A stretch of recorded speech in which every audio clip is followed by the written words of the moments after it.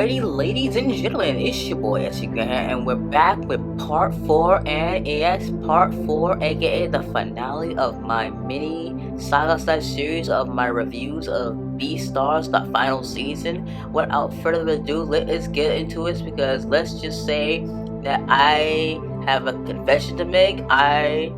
As of my very last video, Lily Part 3, the reason I managed to say what I had to say in that video, because I actually had to get a lot down in terms of overall videos. Like, he actually had to take notes while watching the, while I was watching, rewatching season 3 to get what I had to say off my chest about how BEASTARS as a whole all ended, what led up to the final battle between Legoshi and Melon. But then, out of nowhere, you guessed it, Netflix being a bunch of cock blockers basically got me locked out of my brother's account, which I was using to try to actually, not only rewatch it, but take notes while going through the lessons.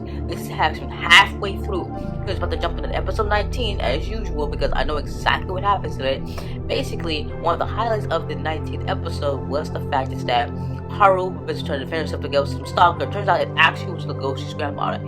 She ended up tasing him, but once again, Legoshi's grandfather took some damage, man. This whole Komodo dragon can take some damage. But then he invited her in the first place, and they actually talk about what made Legoshi who he was. But that was pretty much a sweet moment. And I think this is the part that actually made a question of whether or not that this was a replacement for the subplot that happened earlier in the season as originally. Because if you recall back to episode 3, where Haru was dropped off of a bus and met Legoshi once again in a while, and once that happened, she actually got called. Her father was called out for her. Yeah, her dad was actually more prominent in the manga than the anime. He only got a cameo in this one, so that's pretty much what's irrelevant. So yeah, because in the manga it involved Legoshi sat down with her family eating dinner, and then her father took him back to the station in that tiny car. So it was obviously the reason why they made the cut in the anime. So this was one of those subplots that could have worked if it wasn't for the whole have Legoshi sit in a small car segment. So that was another thing. Once again, it all comes down to it. Another thing to highlight was the fact is that we now know of the whole drug thing going on here, and the way that Dash, the CEO, yeah, the guy who basically was big poopster and basically melted stuff, he was working on it and trying to figure out how the weakness of pretty much hybrids, pretty much the whole mixed breeds of cannibals and herbivores, as I would dub them as omnivores. Basically, he ends up getting trapped pretty much trapped in a pod of water. Like, he literally got trapped in there because basically he figured out the weakness and he got trapped in there. But thankfully he was saved by Louis in time, as he actually figured out the weakness, because it turns out the sense of pretty much the blood scent of a carnivore and herbivore would actually cause blood clots. So I'm like, wait, really? So that's how we're gonna put down Melon at the final battle? And speaking of the final battle, yeah, pretty much the 4 factions of the black market about to go duke it out. Yeah, it's pretty much represented, but Legoshi was the unofficial 5th rep. He wanted this chance because it turns out the mayor pulled some strings. Legoshi staff freaked out. He was pretty much all over the place, bro. Like I said, a lot happened in this season. This includes the fact that pretty much Luis's fiance was hauling ass in a sports car, hauling down the routes and drifting and shit, bro. I was not kidding, man. But the fact is that once again, all that is pretty much not that important. It's just there just to fill in to what's becoming the final battle, because Legoshi had to enter in the turf wars as pretty much as himself. He represented himself to try to fight Melon, because Melon even had a nightmare of Legoshi, man. Once again, he wanted trying to get some of that Haru flash, but no, Legoshi was Haru shot armor in his dreams, and he was going to kill him, to the point that he even woke up from that nightmare. That's right, he's afraid of what it will become of, because it's basically his future, that he will be defeated. And well, turns out, spoilers of time, he did get defeated, but not the way you think. It involves using that whole mixed breed set thing that pretty much both Dash and Chloe, yes, Chloe, who was actually Lucy's acquaintance doing at the research facility, actually figured it out. It caused blood clots. She even mentioned the whole artificial meat thing. They even mentioned that it wasn't lab grown. It actually contained a bit of fetal embryos. Yes, it's that messed up, bro. At this point, it was that unofficial beat that the mayor shot Luis a little while back was never fully, well, 100% are grown. It was obvious that something was up. What's more, was Melo's backstory now comes fully flowing. Basically, because he was born into a family concerned with his mother, you know what he did? He even got teased extra. And remember when I told you about the whole, Professor Darwin getting bumped off by being pushed off the roof into her death? Well, turns out it was the same roof that pretty much Melon was teased by his classmates, and he thought he was gonna jump off the roof and just boom himself. Nope, he did not. Nope, spoilers alert. He boomed all four of them, all four of his former classmates at 9 years old.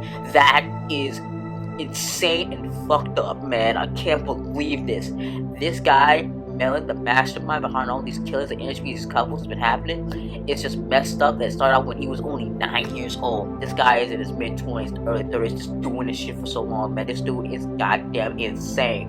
This is why Melon gotta put him down, bro. What's more, what's the fact is that at the table, like even at the dinner table with Luis, is that it turns out that he figured it all out from the start, because he found out Legoshi is not only up the most wanted list, but a price was put on his head for 10 million yen, and in pretty much convert to United States dollars, that would be over $60,000 on his head. 60 grand on his head, because they want him gone. Even his father knew that because of Luis's status with Legoshi as a classmate and basic ally, and this once gets out that Luis is in relations with Legoshi in terms of friend status, it's going to blow up in all their faces. So pretty much, and what's more is the fact is that yes, we all knew that Luis was bought out by the black market back when he was only just a kid. So it was obviously that this had a lot of weight to it. Once it gets exposed, that turns out Luis isn't really almost his son. It was adopted.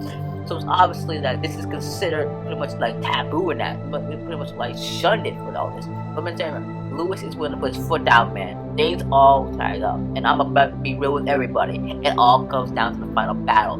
Legoshi survives getting blown up from the Komodos. He was basically survived getting, quote, how you say, seduced in a seductive fighting style by 10 from the foxes. And even the cheetahs were trying to get it on him, man. But once again, the real fight is between him and Melon. Once again, it all comes down to it. But that set up that mixed breed stuff finally came in handy, man. Melon was down. They finally got him, but it barely affected the whole Gucci.